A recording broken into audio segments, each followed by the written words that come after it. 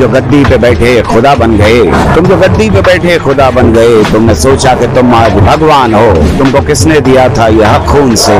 सबकी किस्मत लिखो और लिखते रहो। अगर जमीन पर खुदा है कहीं भी कोई, तो वो दहकान है वही देवता, वही भगवान है। और वही देवता आज सड़कों पे है। जालिमो जान लो, पुराना शाहो सुनो, अपनी किस्मत लिखेगा वो सड़कों पे। अब काले कानून का जो कफन लाए हो, धज्जियां उसकी बिखरी हैं चारों तरफ। इन्हीं टुकड़ों को रंग कर धनक रंग में आने वाले जमाने का इतिहास भी शाहराहों पे ही अब लिखा जाएगा।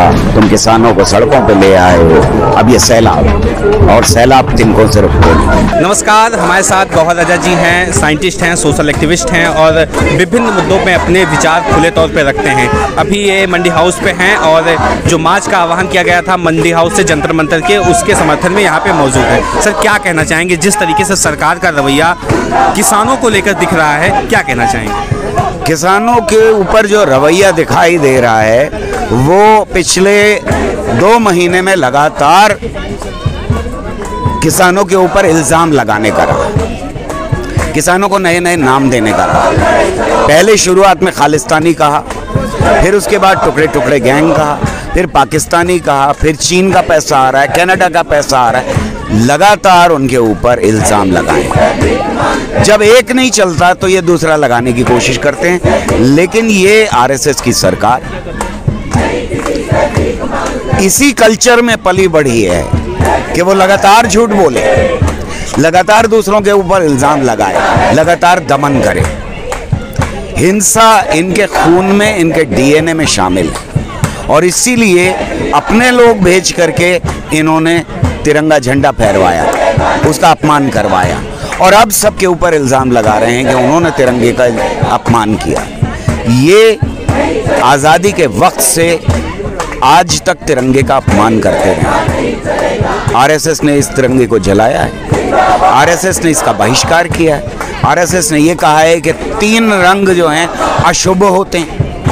ये सारी चीज़ें हिस्ट्री का पार्ट हैं, हमारे इतिहास का पार्ट हैं कि आरएसएस ने क्या किया। आज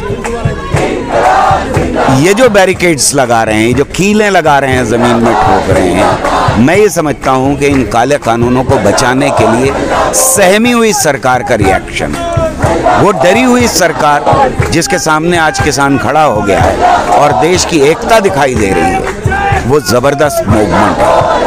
मैं 60 साल की ज़िंदगी में ये बड़ी जिम्मेदारी के साथ कह सकता हूँ कि इतना बड़ा अहिंसक मूवमेंट, इतना बड़ा अहिंसक प्रोटेस्ट मैंने नहीं देखा। हमें मालूम है जेपी मूवमेंट में आग लगी थी, पूरे देश के अंदर तोड़ फोड़ हुई थी। हमें मालूम है हिंदी मूवमेंट के दौरान आग लगी थी। हमें मालूम है इमरजेंसी के खिलाफ भी जो मूवमेंट था वो हिंसा से भरा हुआ मूवमेंट। ये पहला ऐसा देश का मूवमेंट है इतना बड़ा, और मेरे ख्याल में दुनिया में कोई इसकी मिसाल नहीं है कि इतना बड़ा किसानों का मूवमेंट खड़ा हुआ हो और वो पूरी तरह से अहिंसक हो।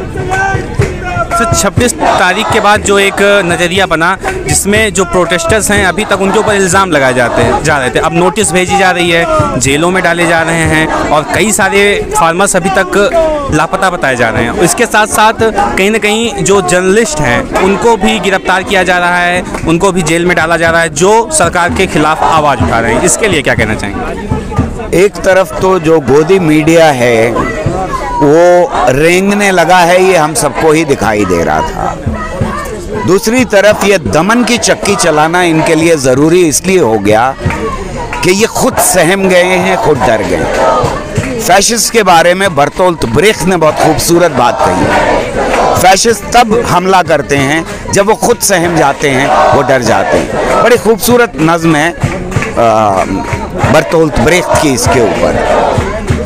मुझे ये होता हुआ दिखाई दे रहा है। जो बात उसने जर्मनी के लिए कही थी वो हिंदुस्तान में होती हुई दिखाई दे रही है। इस वक्त ये सहमी हुई सरकार, इसके पास और कोई चारा नहीं है। एक तरफ विभाजित करने की कोशिश की, इल्ज़ाम लगाने की कोशिश की, ये सारी चीज़ें कारगर नहीं साबित हुई। मुझे ये मालूम था कि अगर ये दमन करेंगे तो ये जो थोड़ा इतने दिन से पल रहा है हमारे देश के किसानों की हालात को लेकर के, उसमें से पीप निकलेगी और बह के निकलेगी और ये फैलेगा। और वही हुआ।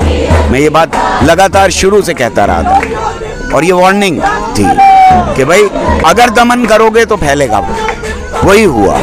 आज ये सरकार सहमी हुई है, हर हरबा इस्तेमाल कर रही है और इन 3 काले कानूनों को बचाने के लिए आप देख सकते हैं सामने किस तरह से इन्होंने लोगों को खड़ा कर रखा है, पुलिस को खड़ा कर रखा है। रैपिड एक्शन ये किसके लिए? हमारे लिए नहीं, ये जनता के लिए नहीं, ये दिल्ली को बचाने के लिए नहीं, ये 3 काले कानूनों को बचाने के लिए सरहदें बनाई जा रही हैं। सिर्फ यहाँ नहीं, टिकरी बॉर्डर पे, सिंगू बॉर्डर पे किसानों को तो जरूरत नहीं है,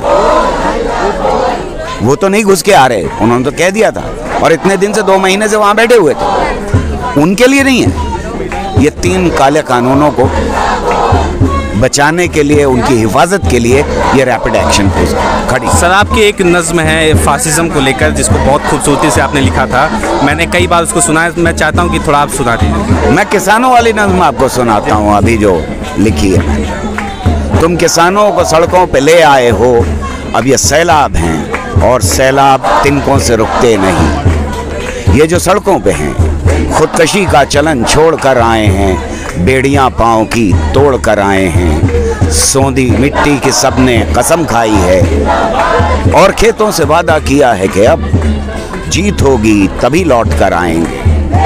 अब जो आ ही गए हैं तो ये भी सुनो, झूठे वादों से ये टलने वाले नहीं। तुमसे पहले भी जाबिर बहुत आए हैं, तुमसे पहले भी कातिल बहुत आए हैं, तुमसे पहले भी शातिर बहुत आए हैं, तुमसे पहले भी रहजन बहुत आए हैं, जिनकी कोशिश रही सारे खेतों का कुंदन बिना दाम के अपने आकाओं के नाम गिरवी रखे। उनकी किस्मत में भी हार ही हार थी और तुम्हारा मुकद्दर भी बस हार है। तुम जो गद्दी पे बैठे खुदा बन गए, तुम जो गद्दी पे बैठे खुदा बन गए, तुमने सोचा कि तुम आज भगवान हो। तुमको किसने दिया था यह हक खून से? सबकी किस्मत लिखो और लिखते रहो। अगर ज़मीं पर खुदा है कहीं भी कोई तो वो दहकान है वही देवता, वो ही भगवान है और वही देवता आज सड़कों पे है। जालिमो जान लो, तानाशाहो सुनो, अपनी किस्मत लिखेगा वो सड़कों पे। अब काले कानून का जो कफन लाए हो, धज्जियाँ उसकी बिखरी हैं चारों तरफ। इन्हीं टुकड़ों को रंग कर धनक रंग में आने वाले ज़माने का इतिहास भी शाहराहों पे ही अब लिखा जाएगा। तुम किसानों को सड़कों पे ले आए हो, अब ये सैलाब और सैलाब तिनकों से रुकते नहीं। जी सर, आपको क्या लगता है जिस तरीके से अब सरकार का रुख एक तरह से साफ हो गया है कि वो कानूनों को वापस नहीं लेगी, किसान भी अपनी जिद पे अड़े हुए हैं कि बिना कानून वापस कराए हम घर नहीं जाएंगे, तो क्या लगता है कि अब सरकार मानेगी? अब इस सिचुएशन पे आके सरकार मानेगी, आपको लग रहा है? सरकार के पास 3 रास्ते थे शुरू से। कानून वापस ले लें, थका दें, डिवीजन कर दें, आपस में तोड़ दें, तोड़फोड़ करने की कोशिश करें और या डंडा चलाएं। थकाने का जो रास्ता था वो इसलिए बंद कर दिया किसानों ने कि वो थकने वाले दिखाई नहीं दे रहे। किसान बैठे और वो बैठे रहे। दूसरा रास्ता अभी उन्होंने अपनाना शुरू किया है, दमन का, डंडे का।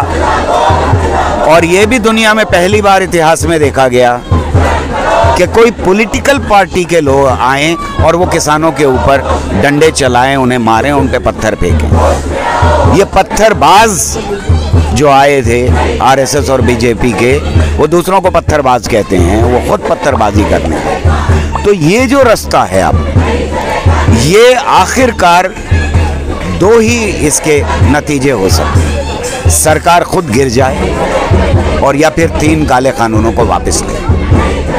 अब इसके अलावा और कोई रास्ता मुझे नहीं दिखाई दे रहा है आगे आने वाले वक्त में। सरकार वापस लेगी कानून, ये कहना चाहते हैं? सरकार के पास रास्ता ही नहीं बचा है। सरकार या तो दमन करेगी और दमन से ये रुकेगा नहीं, तो या तो सरकार गिरेगी और या फिर सरकार को वापस लेना पड़ेगा। बहुत बहुत धन्यवाद। इस खबर को अभी लाइक करें, शेयर करें, अभी चैनल को सब्सक्राइब करें और घंटी जरूर दबाएं।